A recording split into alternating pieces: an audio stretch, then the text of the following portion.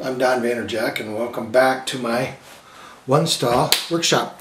So, the cabinets. Some people wanted to know about my cabinets, and that's pretty cool.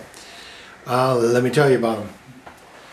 I came up with this design from watching a bunch of videos of Mark Spagnolo, the Wood Whisperer, some woodworking publications, Ask Woodman and his Building Plywood Cabinet series and all that.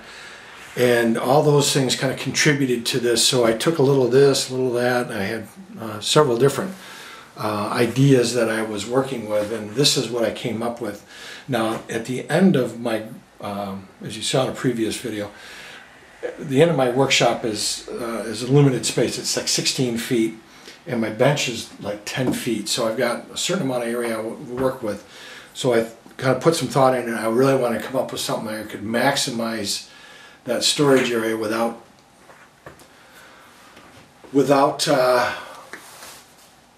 making it too cumbersome to use. So, and as well as protecting the tools that I have or required.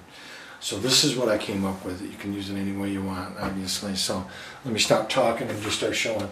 So this is basically how it opens up. And the idea here is I can open up both, and you've got all this area to work with. And I've got some tools on there, and I know I've just tried to get my workflow going and trying to decide what makes the most sense to have where, and so far this is what I've come up with. And then on the, so this is available for tools as well, and then on the inside of these doors, there is more tool storage area here and there. And then in the back here is basically cabinet area, and this is where I keep, right now I keep router bits in there and a little Lazy Susan, some router bits I haven't opened yet. A lot of the stuff I got from my dad, and some just various tools. The one, I guess the feature of how this is about 9 inches from here to the back. It's pretty deep, which is fine for me. In my height, I can reach all the way to the back. I do have to, but that's fine. One of the key features is these shelving units. Now, I didn't want to go with the dowel adjustable drawers, just because I didn't think they'd be stable enough, and some of the stuff I'm going to put in there can weigh quite a bit. So I opted to go with a dado arrangement here.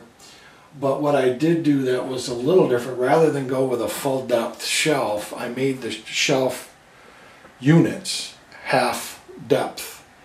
So if I wanted to go full depth, I just put 2 of these in there.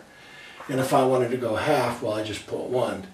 And that gave me a lot more storage flexibility, as I can put behind these drills, I can put drill bits and spare batteries and that kind of stuff, like you can see in there, and sort of tune the area a little bit better to fit the different varying heights and still have storage space behind it to put maybe its accessories and stuff like that. This is made out of plywood. It was like one of my first woodworking adventures. And there's a lot of, obviously there's a lot of boo-boos in there that I'm completely aware of. But for the most part, it worked out, and I put enough thought into it that I think it's quite structurally sound. Is it heavy? Yeah, it's heavy. And I have a kind of a dual French cleat system and behind it with 2x4s that are lag bolted into the studs behind there. And I don't know if you can see them, but up here they're fender. There's 2 rows of 6 2.5-inch construction screws with fender washers on it that hold it to the wall, and those 2x4 cleats that run across there bear the load. So I'm completely satisfied with the structural integrity of this. I have absolutely all the confidence that it'll handle just about anything I can throw at it or put in it. So this is made out of oak plywood with some banding on it, and it's probably not the prettiest. I could have done better, but you know, I was experimenting. And this was really kind of some of my first cabinets.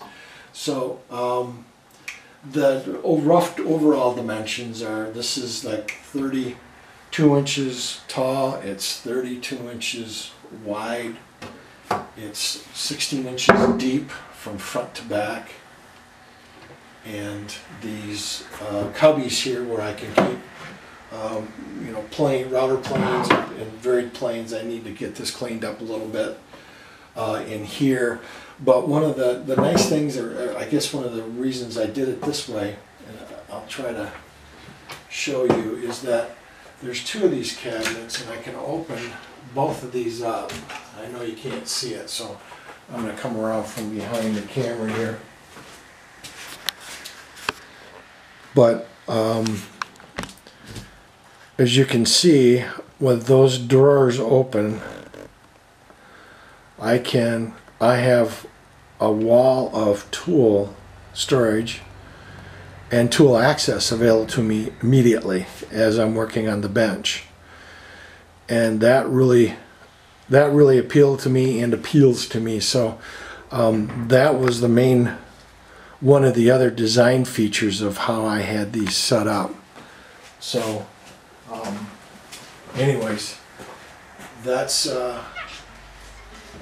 I've got piano hinges here, is what I have there, and I had to fuss with those a little bit. Actually, they went on a lot better and a lot easier than I anticipated, because I really wasn't looking forward to messing with these hinges. So anyways, yeah, so I really credit Mark Spagnola from The Wood Whisperer and Alan Little from Ask Woodman, as well as Matt Vanderlist. He had a little bit to do with it. So I don't know, some of the stuff, these are three of my favorite woodworking video guys, as well as Steve and some other guys.